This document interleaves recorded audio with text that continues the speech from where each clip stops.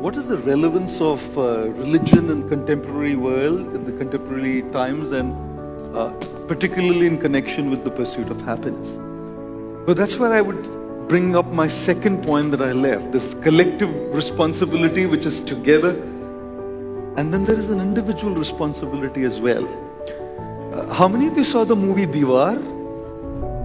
Okay, brilliant. How many of you remember the dialogue between Amitabh Bachchan and Shashi Kapoor, where Amitabh Bachchan talks to Shashi Kapoor and says, "Mere paas bangla hai, gaadi hai, naukar hai, chakar hai, tere paas kya hai?" And we know Shashi Kapoor says, "Mere paas maa." 2022, cut to 2022, and the dialogue has changed. Where Amitabh Bachchan says to Shashi Kapoor, "Mere paas Lamborghini hai, mere paas Ferrari hai, mere paas Bentley hai, mere paas Audi hai, tere paas kya hai?" And Shashi Kapoor says, "Mere paas parking space hai." In a city like Mumbai, parking space is probably more expensive than the car itself, I think, you know. And I've often said that whatever car we drive in the city, there's one car that we must all drive in our life. And that car is an acronym. In that car, the C stands for change what you can change.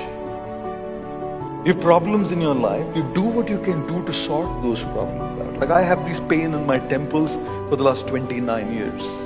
I've tried everything, allopathy, homeopathy, naturopathy, even tried Tirupati, nothing worked. Somehow nothing worked, you know. So at the end of the day,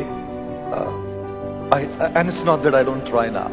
I still keep giving my best. Anybody suggests to me a modality of treatment, I'll go for it.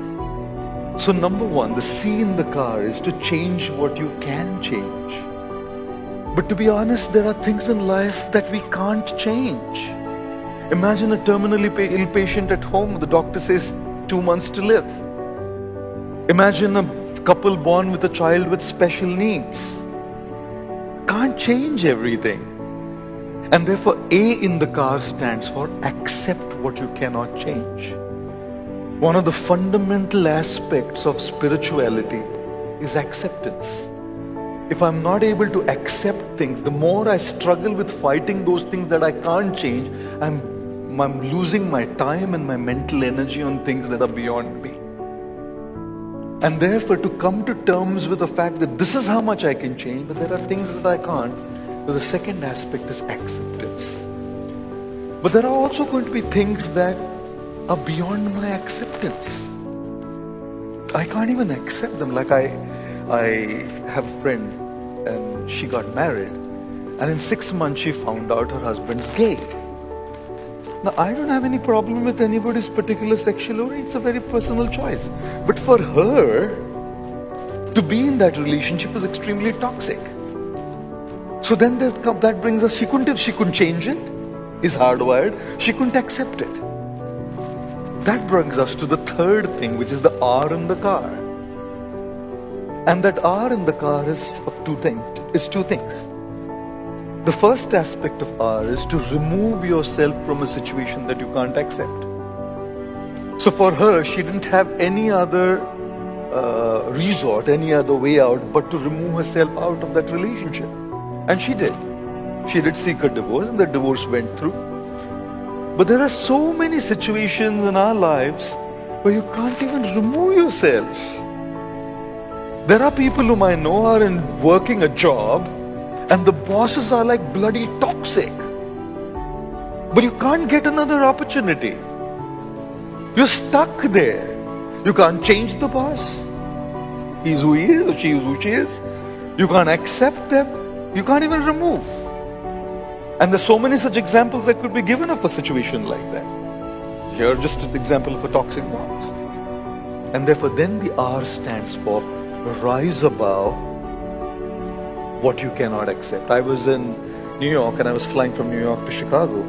Just the day before, me and my friend were walking. I live in Manhattan when I go to New York, and we were walking around and we went to the One World Observatory, went up and we watched it all. It was fantastic. Stood down at the massive building, humongous. And the next day when we flew, when the flight took off and gained altitude, I saw this very same building. The building hadn't changed. It was exactly the same. It stayed in the same place. It was as huge.